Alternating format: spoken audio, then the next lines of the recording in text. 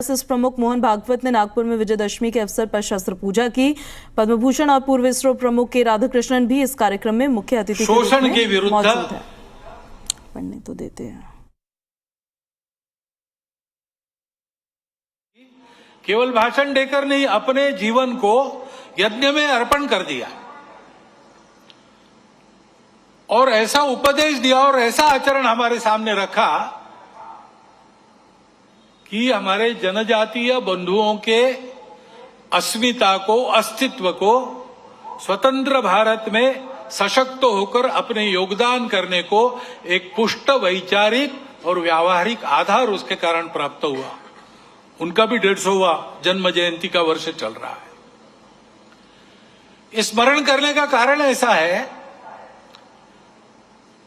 कि ये लोग हमारे सामने मूर्तिमंत उदाहरण है जैसा हमको होना चाहिए। व्यक्तिगत और राष्ट्रीय चारित्र्य इन्होंने जो किया उसका हमको लाभ हो रहा है, ये बात अलग है, परंतु वो लोग कैसे थे, अलग अलग समय में अलग अलग कार्य क्षेत्रों में उन्होंने काम किया, परंतु सबकी समान बातें कुछ थी। इन सब लोगों ने प्रामाणिकता से, निस्वार्थ बुद्धि से देश हित में, समाज हित में, संस्कृति और धर्म के हित में ही काम किया। अपने लिए कुछ निस्पृहता उनका गुण था और निर्भय थे। परिस्थिति की परवाह नहीं की, क्या भुगतना पड़ेगा इसकी कभी चिंता नहीं की। संघर्ष का कर्तव्य उपस्थित हुआ तो पूरे जोर से संघर्ष किया। उसमें आवश्यक जो कठोरता आवश्यक है उस कठोरता का भी वर्ण किया, लेकिन ऐसा होने के बाद भी वो किसी के द्वेष्टा नहीं बने। उन्होंने अपने मन में किसी के प्रति कोई शत्रुता नहीं रखी, सबके प्रति निर्वैर भाव से अपना कर्तव्य वो करते थे और इसलिए उज्ज्वलशील संपन्न उनका यह जीवन सज्जनों के लिए आधार बना, दुर्जनों को उनके कर्तृत्व की धाक बनी। इस प्रकार के समाज में शक्ति जब खड़ी हो जाती है तब फिर समाज का उत्थान होता है, देश का उत्थान होता है, बाकी सब सहायक बनता है। ऐसे व्यक्तिगत और राष्ट्रीय चरित्र की आवश्यकता आज की परिस्थिति हमको बार बार बता रही है, ये आवश्यक है और उसके आदर्श ये जीवन है। क्योंकि परिस्थिति हमेशा चुनौतियां तो रहती ही है, अच्छा भी रहता है। दुनिया की हो, देश की परिस्थिति हो। अभी वैज्ञानिक प्रगति का वर्णन करते समय आपने बताया भविष्य के लिए तैयार होना है और भविष्य इस तकनीकी के कारण कई प्रकार की नई सुविधाएं लेके आएगा। आज तक विज्ञान कई प्रकार की सुविधाएं लेकर आया है, तो मनुष्य जीवन भौतिक दृष्टि से पहले से सुखी है, परंतु हम देखते हैं कि इतने प्रगत सुखी मानव समाज में अपने स्वार्थ और अहंकार के कारण कैसे कैसे संघर्ष चलते हैं। इस्राएल के साथ हमास का जो युद्ध छिड़ा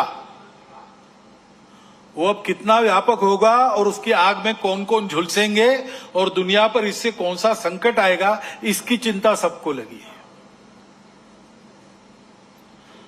तो परिस्थिति के दोनों पहलू होते हैं।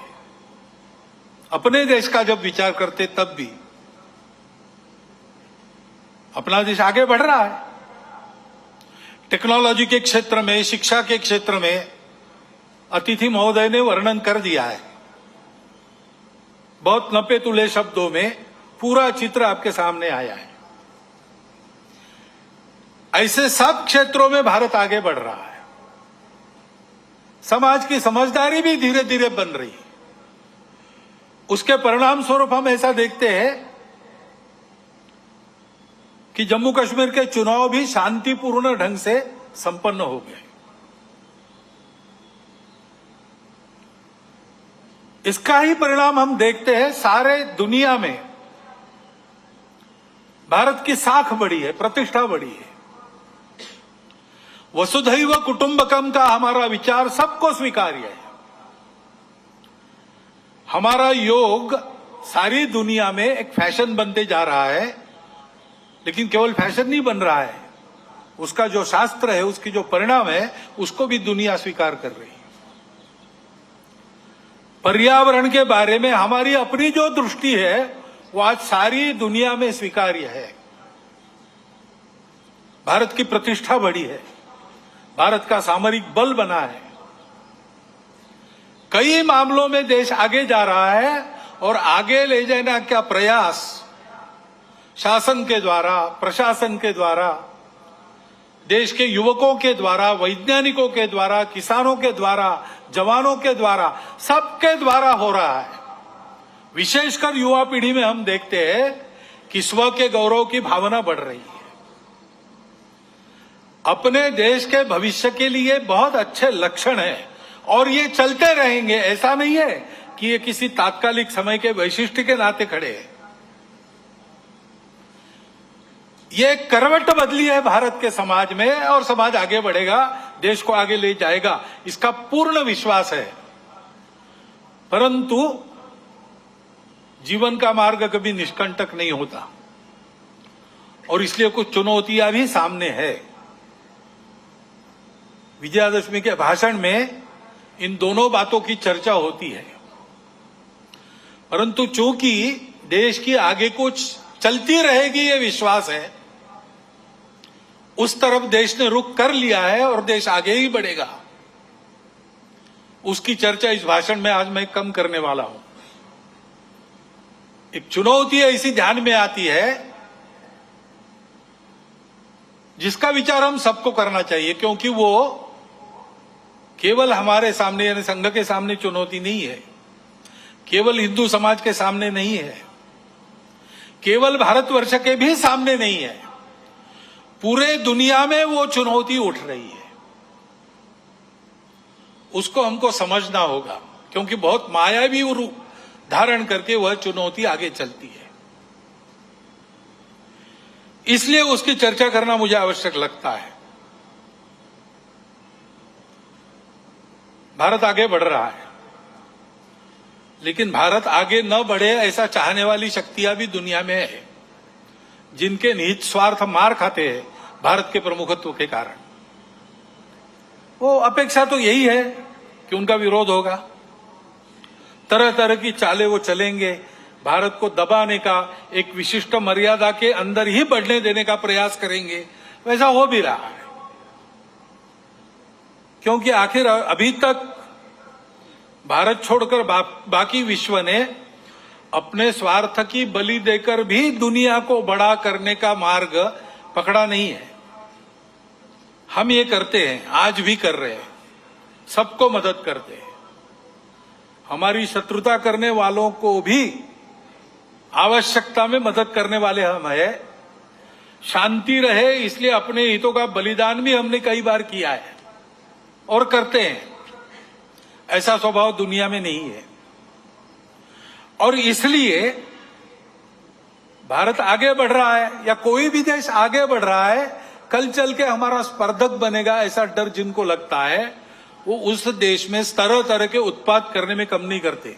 भाषा तो विश्व बंधुत्व की होती है, परंतु वो वहां तक ही है। अपने निहित स्वार्थ ठीक रहने चाहिए, अपनी सुरक्षा को धक्का नहीं लगना चाहिए। और इसलिए दूसरे देशों में कई प्रकार के उत्पाद खड़े करना, जनतांत्रिक तरीके से वहां कोई सरकार चुन के कारोबार कर रही, उसको नीचे लाना, ऐसा दुनिया में चलते रहता है। ये दुनिया की रीति लगभग बन गई है, जो नहीं बननी चाहिए लेकिन है। अब हमारे पड़ोस में ही बांग्लादेश में क्या हुआ, उसके कुछ तात्कालिक कारण और पहलू है, ये बात ठीक है, लेकिन इतना बड़ा उत्पाद तो उससे नहीं होता।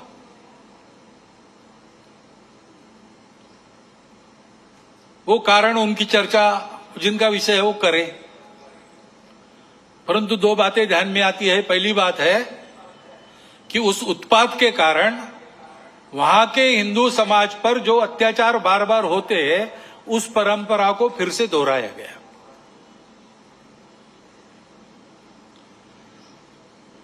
पहली बार वहां का हिंदू संगठित होकर अपने बचाव में रास्ते पर आया, इसलिए कुछ बचाव हो गया। परंतु कहीं कोई गड़बड़ हो, दुर्बलों पर अपना गुस्सा निकालने की ये जो कट्टरपन की प्रवृत्ति है, वो प्रवृत्ति जब तक वहां विद्यमान है तब तक वहां की हिंदू क्या वहां के सभी अल्पसंख्यक उनके सर पे खतरे की तलवार लटकी रहेंगी। उनको आवश्यकता है मदद की। विश्व भर के हिंदुओं की, भारत के सरकार की सहायता उनको मिले, ये उनकी आवश्यकता है। परंतु इससे ये ध्यान में आता है और ये ध्यान में आना चाहिए, हिंदू समाज के भी ध्यान में आना चाहिए कि दुर्बल रहना अपराध है।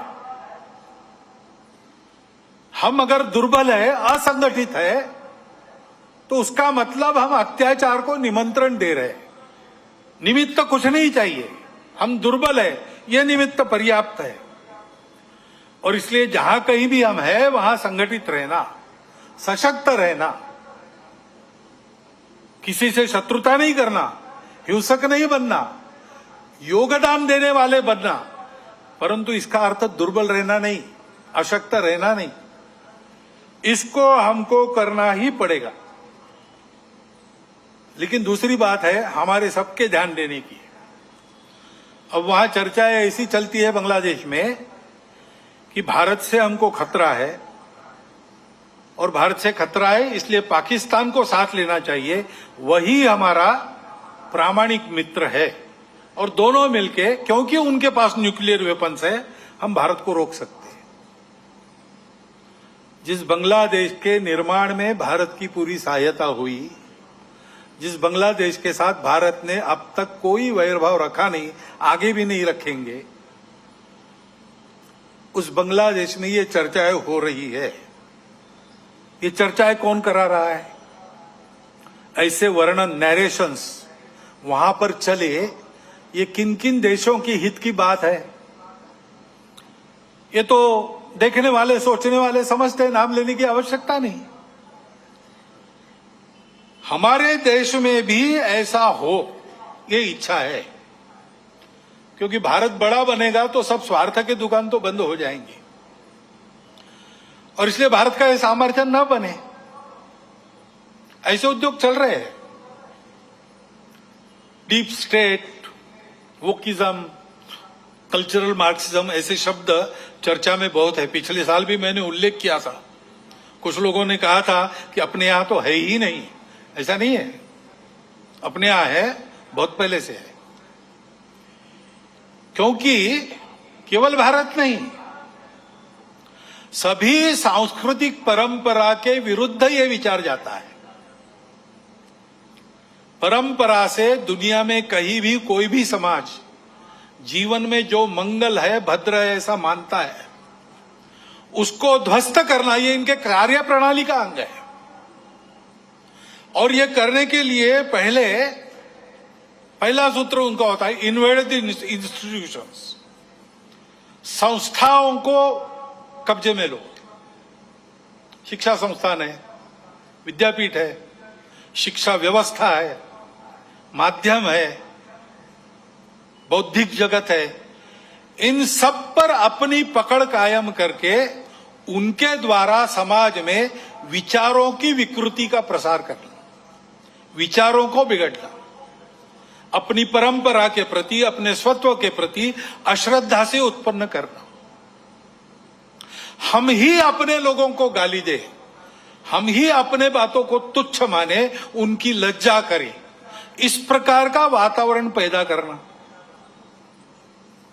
इतना बड़ा समाज है, उसकी कई विविधताएं हैं, उन विविधताओं को अलगाव में परिवर्तित करना नहीं है। वहां कोई जबरदस्ती विविधता आरोपित करके हम विविध है इसलिए हम अलग है, हम विविध है इसलिए हम एक नहीं है, हमारे स्वार्थ अलग है, ऐसा नरेशन देना।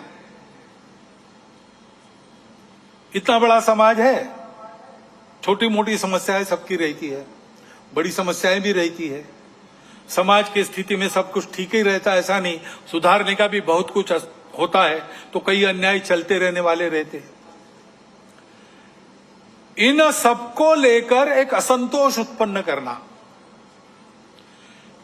संघर्ष उत्पन्न करना, टकराव की स्थिति उत्पन्न करना, लोगों को उग्र बनाना, व्यवस्था, कानून, सत्ता, प्रशासन, इन सब के प्रति अश्रद्धा, अनादर का व्यवहार सिखाना,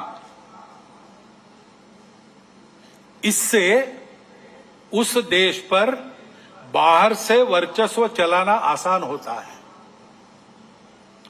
पहले जैसा आपस में युद्ध करना अब आसान नहीं है। अब युद्ध इस प्रकार से होता है, इसको मंत्र विप्लव कहते हैं अपने परंपरा में। ऐसा मंत्र विप्लव चल रहा है और ऐसी भ्रम की स्थिति में उनको देश के अंदर भी कभी बार साथी मिल जाते हैं, जाने अनजाने। प्रजातांत्रिक देश है अपना, अनेक दल रहेंगे, उनकी स्पर्धा चलेगी, ये प्रजातंत्र की पद्धति है। लेकिन समाज में ये अलगाव, टकराव, देश की एकता, एकात्मता, देश के वैभव संपन्न होने के प्रयास से बड़े बन गए। आरएसएस प्रमुख मोहन भागवत को अभी आप सुन रहे थे, जिनका